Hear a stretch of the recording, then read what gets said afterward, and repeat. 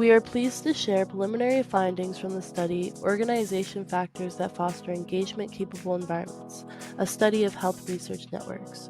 This short video will provide an overview of the study as a whole, as well as specific insights related to engagement with Crest.BD so far. What are the goals of this research? The main goals of the study are to examine the organizational factors that contribute to patient engagement and health research networks, the barriers and facilitators of patient engagement, and how we can get patients more involved in research. We use patient as an umbrella term defined by the Canadian Institutes of Health Research and their strategy for patient-oriented research. The term patient may include individuals with personal lived experience of a health issue, informal caregivers, family, friends, and community members. In Canada, HRNs are typically funded through CIHR, including the CIHR Sport Initiative, or through specific funding initiatives such as the Networks of Centers of Excellence program. Networks receive significant funding to generate the infrastructure, resources, and supports needed to enact large-scale research agendas. There is a timely opportunity to explore how these networks function and support the engagement of patients. Health research networks can be funded by a wide range of organizations, including the Canadian Institutes of Health Research, or CIHR. We have engaged 6 pan-Canadian networks in our research. These networks were selected as they are focused on key problematic health issues and are at varied points in their funding lifecycle. We will also be working with networks in the UK. The Crest.BD networks are a collaborative research team to study psychosocial issues and bipolar disorder.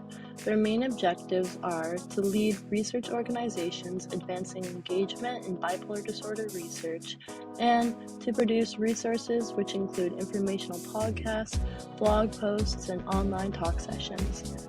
Their mission statement is, "Our mission is to optimize the health and quality of life of people living with bipolar disorder." We have completed interviews with members of Crest.BD and held a deliberative dialogue session in May of 2023. Now you may be asking, what is deliberative dialogue?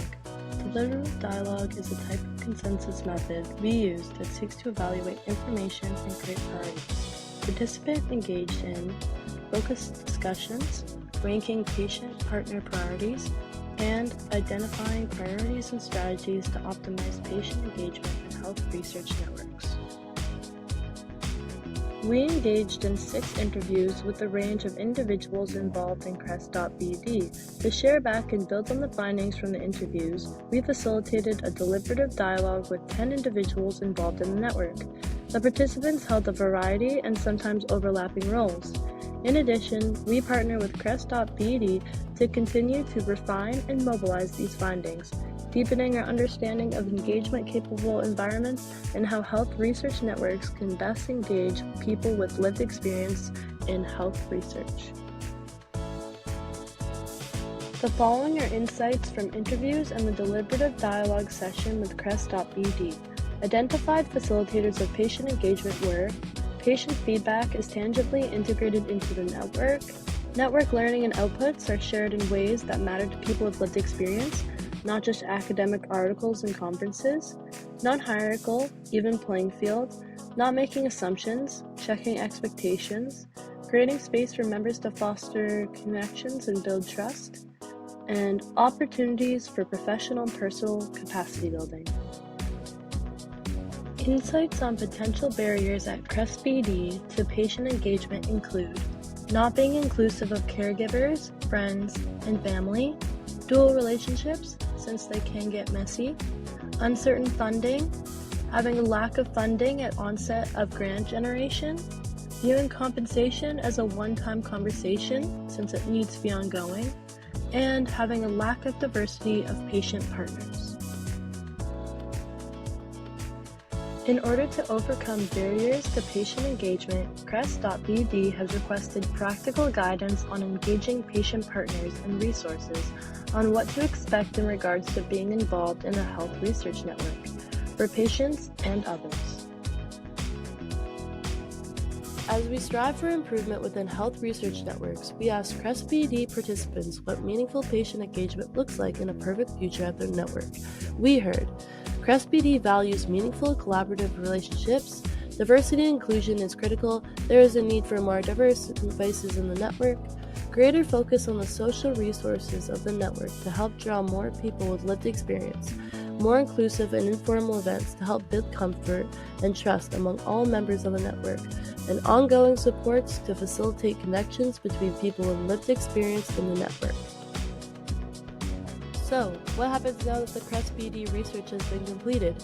First, we will share our findings with our partnering health research networks through summaries and presentations. Second, we will create summaries for use by patient communities. Finally, some of the information will be used to produce articles in research journals to share the findings with other health professionals and scientists. The opportunity to partner with Crest.BD and to hear from members has illuminated many excellent engagement practices, as well as provided a space to work to identify barriers to engagement and potential organizational supports. Through this partnership, we look forward to continuing to learn together and invite you to reach out if you have any questions, comments, or insights. If you have any questions about Crest.BD, please contact Dr. Aaron E. Michalak or Caden Poe. If you have any questions about the Health Research Network study, please contact Davina Banner or Shana Dolan. Thanks for watching!